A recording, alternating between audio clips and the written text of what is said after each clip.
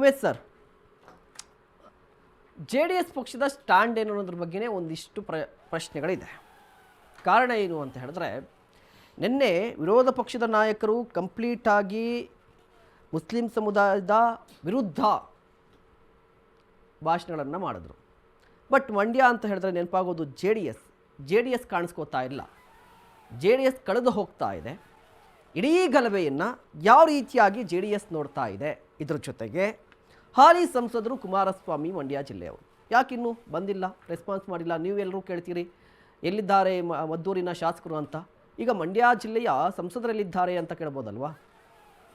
ನೋಡಿ, ನಮ್ಮ ಪಕ್ಷದ ನಿಲುವು ಸ್ಪಷ್ಟವಾಗಿದೆ. ನಮ್ಮದು ಜಾತ್ಯತೀತ ನಿಲುವನ್ನು ಹೊಂದಿರುವಂಥ ಪಕ್ಷ.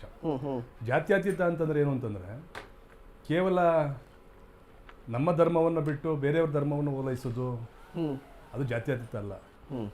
ಬಹುಸಂಖ್ಯಾತರನ್ನು ಗೌರವಿಸಬೇಕು, ಅಲ್ಪಸಂಖ್ಯಾತರನ್ನು ಗೌರವಿಸಬೇಕು. ಆದರೆ ಎಲ್ಲ ಒಂದು ಕಡೆ ನಮ್ಮ ಧಾರ್ಮಿಕ ಭಾವನೆಗಳಿಗೆ ಧಕ್ಕೆಯಾದಂಥ ಸಂದರ್ಭದಲ್ಲಿ ನಾವು ಈ ದೇಶದ, ಈ ರಾಜ್ಯದ ಜವಾಬ್ದಾರಿಯನ್ನು ನಿಭಾಯಿಸುವಂಥ ಸಂದರ್ಭದಲ್ಲಿ ಆದ್ಯತೆಯನ್ನು ಕೊಡಲೇಬೇಕಾಗುತ್ತೆ.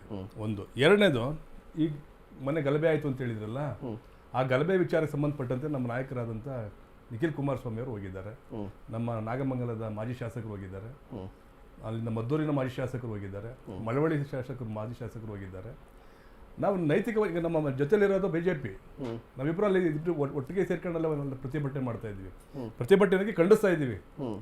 ಆಮೇಲೆ ತಾವು ಹೇಳಿದ್ರಿ, ಕಾಂಗ್ರೆಸ್ ಪಕ್ಷ ಯಾವಾಗಲೂ ಅದು ಏನು ಮಾಡ್ತದೆ ಅಂತಂದರೆ ಬೇರೆಯವ್ರ ಮೇಲೆ ಗೂಬೆ ಕೂರಿಸೋಂಥ ಕೆಲಸವನ್ನೇ ಮಾಡ್ತಾ ಇತ್ತೆ.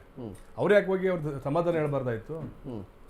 500 ಜನದ ಮೇಲೆ FIR ಹಾಕಿದಾರಲ್ಲ, ಹಿಂದೂ ಧರ್ಮದವ್ರ ಮೇಲೆ, ಹಿಂದೂಗಳ ಮೇಲೆ.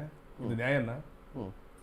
ಅದು ಅವ್ರ ಹತ್ರ ಓಟ್ ತಗೊಂಡು, ಬಹುಸಂಖ್ಯಾತರ ಹತ್ರ ಓಟ್ ತಗೊಂಡು ಕೇವಲ ತುಷ್ಟೀಕರಣಕ್ಕೋಸ್ಕರವಾಗಿ ನಮ್ಮ BJP ಸ್ನೇಹಿತರು ಹೇಳಿದಂಥ ಸಂದರ್ಭದಲ್ಲಿ ಕೇವಲ ಅವರಿಗೋಸ್ಕರ, ಅವ್ರನ್ನ ಸಮಾಧಾನ ಪಡಿಸೋಕ್ಕೋಸ್ಕರ, ಮತ ಬ್ಯಾಂಕನ್ನು ಗಟ್ಟಿ ಮಾಡೋಕ್ಕೋಸ್ಕರವಾಗಿ, ಜೊತೆಗೆ BJP JDS ಗಟ್ಟಿ ಆಯ್ತೈತಲ್ಲ ಮಂಡ್ಯ ಡಿಸ್ಟಿಕಲ್ಲಿ, ಆ ಕಾರಣಕ್ಕೋಸ್ಕರವಾಗಿ ಆತಂಕದಿಂದ ಈ ರೀತಿಯಾದಂಥ ಹೇಳಿಕೆಗಳನ್ನು ಕೊಡ್ತಾ ಇದ್ದಾರೆ.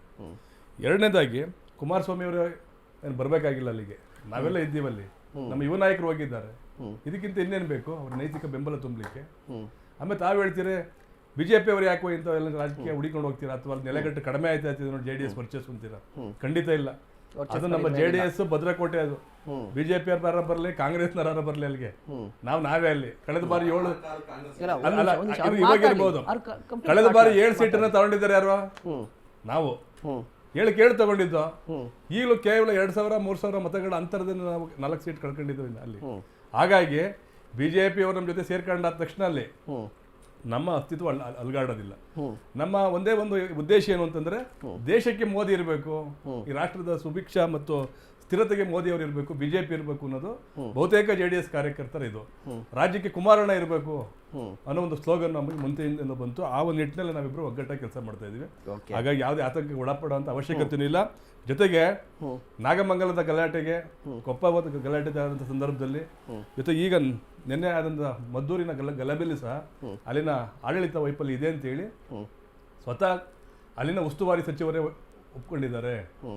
ತಾವು ಹೇಳ್ದಂಗೆ ಬರೀ 2 ಕಾನ್ಸ್ಟೇಬಲ್ಲು 2 ಹೋಮ್ ಗಾರ್ಡ್ಸ್ ಹಾಕಿಬಿಟ್ರ ಅಂತ ಒಂದು ಇದನ್ನ ಮಾಡೋಕೆ ನಿಲ್ಸಕ್ಕಾಗುತ್ತಾ?